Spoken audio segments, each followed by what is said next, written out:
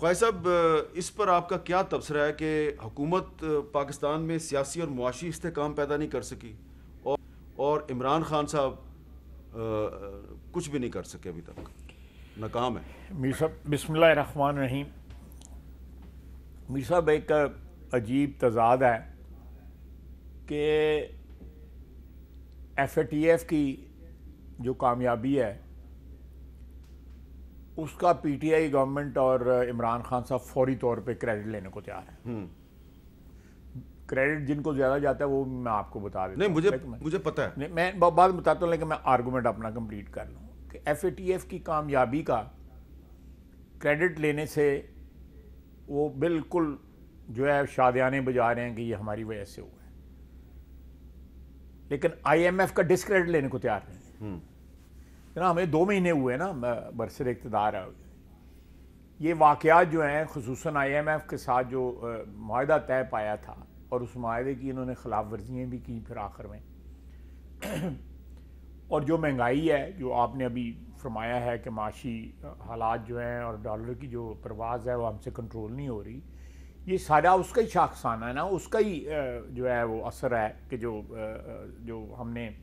Commitment جو پوری کی ہیں ماضی کی حکومت کی، پی ٹی آئی کی، عمران خان کی کمٹمنٹس جو ہمیں پوری کرنی پڑی ہیں کیونکہ وہ ساورن کمٹمنٹس تھیں، وہ پاکستان کی کمٹمنٹ تھیں. اگر ہم وہ کمٹمنٹ نہ پوری کرتے اور گھر چلے جاتے، بزدلی کا مظاہرہ کرتے اور گھر چلے جاتے، جو ایک آپشن ہمارے پاس موجود تھی کہ ہم اسمبلیاں ڈیزالو کر دیتے، تو یہ الیکشن سے پہلے ملک کا دیوالیہ نکل جانا تھا. ہم نے اپنی اپوزیشن جو ہے وہ داؤ پہ لگا، اپنی پوزیشن جو ہے یا اپنا کیپٹل جو تھا یا اپنا سیاسی سرمایہ جو تھا وہ داؤ پہ لگا دیا کہ ہم کسی نہ کسی طرح ملک میں کوئی سٹیبلٹی تو پیدا کریں. اس کی وجہ سے ہمیں نہ چاہتے ہوئے بھی آئی ایم ایف کی جو ہے شرائط ماننا پڑ رہی ہیں یا پڑی بھی ہیں، لیکن شرائط ماننے کے باوجود سٹیبلٹی نہیں آ رہی. میں آپ اس کی طرف بھی آتا ہوں. دیکھیں سٹیبلٹی ابھی شرائط تقریباً ان کی ساری مان لی گئی ہیں. میرا خیال ہے کہ ہم اس کے ساتھ ایک کنکلوژن کے اوپر پہنچ چکے ہوئے ہیں. یہ بات جو ہے 1-2 روز کی ہے، انشاءاللہ تعالیٰ جو اس کا کوئی نہ کوئی جو ہے ایک میں سمجھتا ہوں ڈراپ سین ہو جائے گا. یہ جو ہم نے ان کی شرائط مانی ہے جو پچھلی حکومت مان کے چلی گئی تھی، رہا ایف اے ٹی ایف کا جس کا وہ کریڈٹ لے رہے ہیں.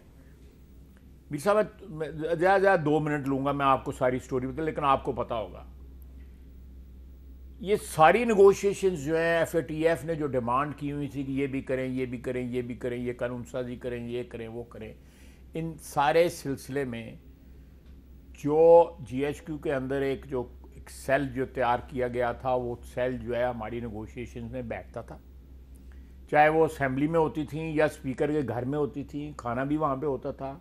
پھر ایف اے ٹی ایف کا ایک یہاں بھی ہماری گورنمنٹ کے پاس بھی ایک پرانا سیل چلا آ رہا ہے جو ایف اے ٹی ایف کی اسپیکر اسد کیسر صاحب کے گھر پہ تو مستقل ایک افسر صاحب جو ہیں، ان کا نام بھی مجھے پتا ہے، وہ مستقل بیٹھتے تھے اور جب کبھی آپ لوگ ناراض ہوتے تھے وہ آپ کو لے آتے تھے، کبھی یہ شاہ محمود قریشی صاحب ناراض ہو جاتے تھے وہ ان کو لے آتے تھے. لیکن خواجہ صاحب یہ بات مجھے تو پتا ہے، لیکن اچھا کیا آج آپ نے بات شروع کر دی. میں نے ریکارڈ پہ بات لانا چاہتا ہوں نا کہ آپ کی قانون سازی بھی فوج نے کروائی. میں بالکل اسی بات پہ آنا چاہتا ہوں، آپ کو کہنے کی ضرورت نہیں، میں خود کہتا ہوں جی. دیکھیں اس حکومت کی اتنی فیلئر تھی کہ پچھلے 4 سال میں قانون سازی کے لیے بھی فوج کو مداخلت کرنی پڑی.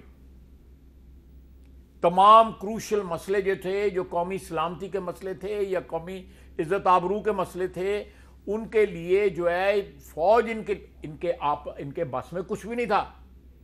یہ تو نہایت کروشل جو موقع آئے پچھلے 4 سال کے اندر جب ہماری ایل او سی کراس کی ایئر فورس والے نے، ابھینندن والا مسئلہ، یہ تو میٹنگ میں نہیں تھے، یہ تو میٹنگ میں آئے نہیں تھے، بیٹھے ہوئے تھے. لیکن خواجہ صاحب اس سے یہ نہیں ثابت ہوتا کہ سیاستدان جب شکوہ کرتے ہیں جی فوج ہر جی بالکل میں آپ سے اتفاق کرتا ہوں، کیونکہ میں آپ سے اتفاق کرتا ہوں کہ جتنی سرنڈر سپیس جو ہے پچھلے 4 سال میں اسٹیبلشمنٹ کے ہوئی ہے، پچھلے 75 سال میں نہیں ہوئی. سب سے زیادہ سپیس سرنڈر جو کی ہے وہ پچھلے 4 سال میں عمران خان نے اسٹیبلشمنٹ کو، کیونکہ ان کے کندھوں میں چڑھ کے آئے. لیکن صرف آپ عمران خان کو بلیم کیوں کرتے ہیں نا؟ اپوزیشن یعنی کہ اس وقت آپ لوگ اپوزیشن تھے، مجھے وہ میٹنگ یاد ہے جو اسد قیصر صاحب کے گھر پہ ہوئی اور اس میں ڈیڈ لاک ہوا اور پھر ایک میجر جنرل صاحب اس میں بیٹھے تو ڈیڈ لاک ختم ہو گیا. نہیں دیکھیں ہم تو اسد قیصر صاحب کے مہمان تھے نا, ان کے گھر میں کس نے آنا تھا کس نے آنا تھا ہم نے تو نہیں ڈیسائیڈ کرنا تھا, ہم نے تو نہیں فیصلہ اس کا کرنا تھا, یا انہوں نے کن کی. پھر اس میں یہ آپ اسٹریٹجی بھی ڈسکس ہو جاتی تھی کہ اچھا کل اپوزیشن واک آؤٹ کر دے گی, چلو آپ نہیں یہ اتنی ایکسٹریم پہ بات نہیں کی تھی, لیکن میں آپ کو بتاتا ہوں کہ میں 1991 میں سے پارلیمنٹ میں آیا, آپ میری سارا کیریئر پہلے سینٹ میں آئے تھے, سینٹ میں آیا, پھر قومی اسمبلی میں آئے, آپ میرے سارے پولیٹیکل کیریئر کے عینی گواہ ہیں, آپ کو تسلیم ہے اس بات کو. میں نے جو سپیس ہم نے سرنڈر کی ہے پچھلے 4 سال میں آپ کو بار بار کہتا ہوں, ہر دور میں سپیس سرنڈر ہوئی ہے, ہر دور میں اس کی وجہ تھی,